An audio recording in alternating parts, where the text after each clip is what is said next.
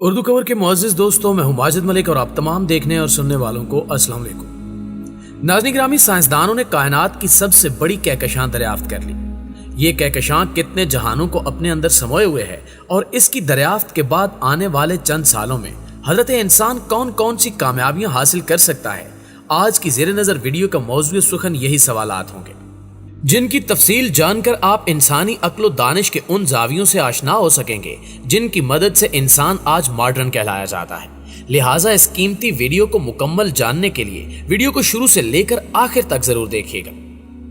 ناظرین گرامی، نظام شمسی میں گردش پذیر جس سیارے میں ہم انسان رہائش رکھتے ہیں اسے ارتھ یعنی زمین کہا جاتا ہے۔ یہ لفظ عام طور پر آسمان کے مقابل بولا جاتا ہے۔ عربی لغت میں ہر نچلی چیز ارض سے تعبیر کی جاتی ہے۔ قرآن مجید نے ہر جگہ ارض کا صیغہ واحد ہی استعمال کیا ہے، جمع یعنی ارزوان یا ارزین کا صیغہ استعمال نہیں کیا۔ تاہم کئی زمینوں کا وجود یوں بھی ثابت ہوتا ہے کہ ارشاد باری تعالیٰ ہے۔ اللہ وہی ہے جس نے 7 آسمان اور انہی کی طرح زمین بھی اپنی ہی قدرت و حکمت سے پیدا کی۔ اس آیت کریمہ سے اس امر پر روشنی پڑتی ہے کہ زمینیں بھی آسمانوں کی طرح 7 یا متعدد ہیں۔ کرۂ ارض کے اوپر جس قدر کائنات موجود ہے وہ عالم سماوات کہلاتی ہے، بلکہ خود کرۂ ارض کے اندر وہ بالائی طبقہ فضا جہاں بادل اڑتے ہیں اور ٹھنڈک کے باعث آبی قطرات کی صورت بارش بن کر برستے ہیں، وہ بھی سما ہی کہلاتا ہے۔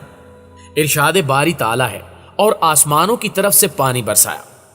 ابن ابی حاتم اور ابو الشیخ نے حسان بن عطیہ سے روایت کیا ہے کہ شمس و قمر اور تمام سیارگان آسمان اور زمین کے درمیان اپنے فلک یعنی مدار میں گردش کر رہے ہیں۔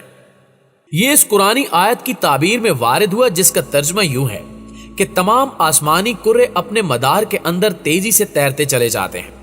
امام ابن جریر رحمۃ اللہ علیہ اور امام ابن ابی حاتم رحمۃ اللہ علیہ نے حضرت ابن زید رضی اللہ تعالیٰ عنہ سے روایت کیا کہ فلک سے مراد آسمان اور زمین کے درمیان واقع مدار ہیں جن میں تمام ستارے، سورج اور چاند گردش کرتے ہیں۔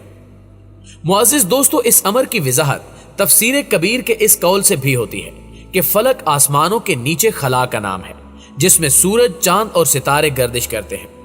امام رازی نے مزید بیان کیا ہے کہ فلک ستاروں کے مدار یعنی ان کے گردش کے راستوں کو کہتے ہیں، کیونکہ عربی لغت میں ہر گول شے کو فلک کہا جاتا ہے۔ اس کی جمع افلاک ہے۔ ابتدا میں علم ہیت کے ماہرین کا خیال تھا کہ سیاروں کی کل تعداد 7 ہے اور ان میں ہر سیارہ جس مدار میں موجود ہے وہی اس کا فلک ہے، اور عالم بالکل 7 افلاک میں منقسم ہے۔ پہلے میں چاند ہے، دوسرے میں عطارد، تیسرے میں زہرہ، چوتھے میں شمس، پانچویں میں مریخ، چھٹے میں مشتری اور 7ویں میں زحل۔ تاہم کئی 100 سالوں بعد اس فلسفے کو غلط قرار دیا گیا۔ پھر جب سائنس نے کائنات کے رازوں کو اپنی کسوٹی پر پرکھنا شروع کیا تو یہ واضح ہو گیا کہ اسلام نے جو نظریہ کائنات کے نظام کا پیش کیا وہی درست ہے، یعنی آسمان میں موجود خلا، چاند، ستارے، سیارے اور کہکشائیں سب مل کر ایک ہی نظام ترتیب دیتے ہیں۔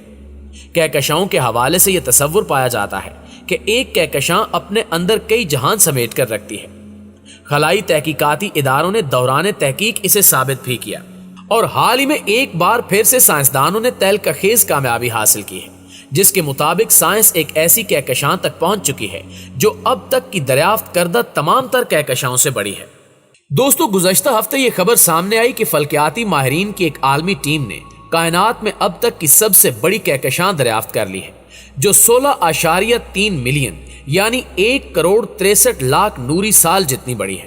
یعنی اس ایک کہکشاں میں ہماری ملکی وے جیسی 100 کہکشائیں سما سکتی ہیں۔ ایلسیونیس کہلانے والی یہ کہکشاں زمین سے 3 ارب نوری سال کی دوری پر ہے، جس سے طاقتور ریڈیو لہریں خارج ہو رہی ہیں۔ اسی بنا پر یہ ریڈیو کہکشاؤں میں شمار کی جاتی ہے۔ واضح رہے کہ عام کہکشاؤں کے مقابلے میں ان کہکشاؤں سے ریڈیو لہریں بہت زیادہ خارج ہوتی ہیں، جنہیں ہماری آنکھیں دیکھ تو نہیں سکتی، لیکن ریڈیو سگنل پکڑنے والے اینٹینا انہیں ضرور محسوس کر لیتے ہیں۔ یہی وجہ ہے کہ حساس ریڈیو اینٹینا استعمال کرتے ہوئے ریڈیو دوربینیں بنائی جاتی ہیں جو خلا سے آنے والی ریڈیائی لہروں کی مدد سے وہ مناظر بھی دیکھ سکتی ہیں جنہیں دیکھنا انسانی آنکھ کے بس کی بات نہیں۔ ایلسیونیس ریڈیو کہکشاں اگرچہ بہت پہلے دریافت ہو چکی تھی، لیکن اس کی غیر معمولی جسامت کا انکشاف حال ہی میں ہوا جب ریڈیو دوربینوں نے عظیم الشان یورپی منصوبے لوفر ایرے کو استعمال کرتے ہوئے مشاہدات پر نظر ثانی کی۔ لوفر کے تحت یورپ میں 52 مقام پر آسمانی مشاہدے کے لیے 20,000 حساس ریڈیو اینٹینا نصب ہیں جو ایک ساتھ مل کر کسی بہت بڑی ریڈیو دوربین کی طرح کام کرتے ہیں۔ بعض ریڈیو کہکشائیں بہت بڑی ہوتی ہیں جنہیں جائنٹ ریڈیو گیلیکسیز یا مختصراً GRGs بھی کہا جاتا ہے۔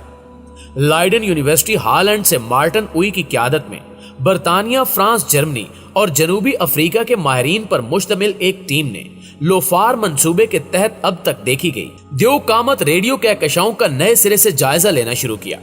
اس جائزے کا مقصد ان ریڈیو تصویروں میں سب سے بڑی کہکشاں تلاش کرنا تھا۔ یہ تلاش جلد کامیاب ہوئی اور انہیں ایلسیونیس نظر آ گئی جو دوسری تمام ریڈیو کہکشاؤں کے مقابلے میں واضح طور پر بڑی تھی۔ ناظرین گرامی، ریڈیو کہکشاؤں میں ستاروں، گیس کے بادلوں اور مرکز میں ایک عظیم الشان سپر میسو بلیک ہول سمیت وہ سب کچھ ہوتا ہے جو کسی دوسری کہکشاں میں پایا جاتا ہے۔ البتہ ریڈیو کہکشاں کے مرکز سے چارج ذرات پر مشتمل پلازما کی طاقتور بوچھاڑیں نکل رہی ہوتی ہیں، جبکہ کان کی لو جیسی دیو قامت اشکال بھی نمایاں ہوتی ہیں جنہیں صرف ریڈیو لہروں کی مدد سے ہی دیکھا جا سکتا ہے۔ یہ خصوصیات دوسری کہکشاؤں میں بہت کم ہوتی ہیں۔ ماہرین نے دیکھا کہ ایلسیونیس میں کان کی لو جیسی ساختیں اس کے مرکز سے ناقابل یقین فاصلے تک پھیلی ہوئی تھی۔ محتاط پیمائش پر کہکشانی مرکز سے ان کی دوری کم از کم 5 میگا پارسیک یعنی 1,63,00,000 نوری سال معلوم ہوئی، یعنی یہ اب تک کی دریافت ہونے والی سب سے بڑی ریڈیو کہکشاں بھی ہے۔ سائنس کے مطابق ہمارے نظام شمسی میں اس وقت 9 سیارے ہیں جن میں ایک زمین بھی شامل ہے، اور یہ نظام بھی ایک بڑی کہکشاں کے اندر پایا جاتا ہے۔ اس سے قبل 7 سیاروں کا تصور پایا جاتا تھا۔ اسلامی محققین نے 7 آسمانوں اور 7 زمینوں کے تصور کو سیاروں سے جوڑنے کی کوشش بھی کی۔ کہا گیا کہ 7 آسمانوں میں سے ہر آسمان میں ایک سیارہ ہے اور وہی آسمان اس سیارے کے نام سے موسوم ہے۔ یہ ایسا مغالطہ تھا جو 7 افلاک کے تصور اور 7 آسمانوں کے تصور کے درمیان کنفیوژن کے باعث پیدا ہوا۔ جب فلسفہ یونانی پر فارابی اور ابن سینا کی تصانیف عربی زبان میں منظرعام پر آئیں تو ان کو پڑھنے کے بعد 9 افلاک کا تصور قبولیت پا گیا۔ چنانچہ اس کی توجیہ بعض علماء اور تاریخ دانوں نے یوں کی کہ ان سے مراد 7 آسمان، کرسی اور عرش ہے۔ یہ تعبیرات اس وجہ سے اسلامی لٹریچر میں شامل ہو گئیں کہ مختلف ادوار میں جب کوئی نئی فلسفیانہ یا سائنسی تحقیق منظرعام پر آئی تو بعض اہل علم نے اسے قرآنی آیات سے یا قرآنی آیات کو اس تحقیق سے جوڑنے کی کوشش کی، حالانکہ وہ تحقیق حتمی اور قطعی نہیں تھی۔ جی تو پیارے دوستو، آپ دوستوں کی رائے اس حوالے سے کیا کہتی ہے کمنٹ کر کے ہمیں ضرور بتائیے گا۔ انشاءاللہ آپ سے ملاقات ہوتی ہے اگلی ویڈیو میں، تب تک اپنا خیال رکھیے۔ اللہ نگہبان۔